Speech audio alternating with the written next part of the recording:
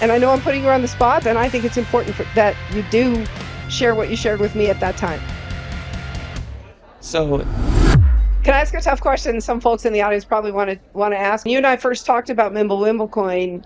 You had a very important explanation that I think got lost because a lot of folks didn't come back to you and ask you why you were involved with that. so in the battle for monetary sovereignty, I came from this with a worldview of being a monetary sovereignty maximalist because Bitcoin didn't exist.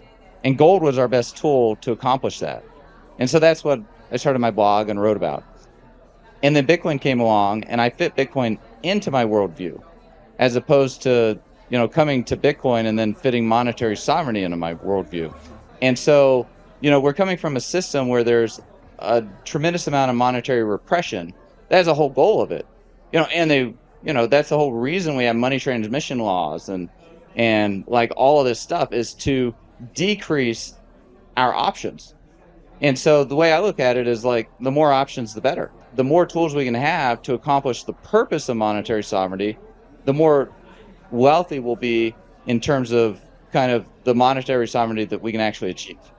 Bitcoin very much was an experiment. Like I started talking about it publicly as the first blogger with like an audience at less than $1 million market cap. Right. Did you start Right? buying it at 25 cents? Well, no, this is when I started publicly talking about it.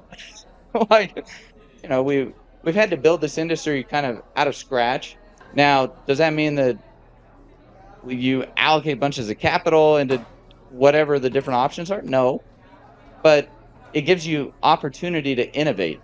And, like the previous panel that we talked about here, complaining about scalability, complaining about not getting confidential transactions into the base layer, complaining about, the Chaumian mints centralizing into custodians, the lack of the peer-to-peer electronic cash nature of things. And one of the principles of a monetary good or a monetary tool would be portability. Well, portability used to mean like being able to transfer it over distance. But what we've seen with the regulations and things like AML KYC is that they try to restrict portability to transferring between people and not necessarily distance.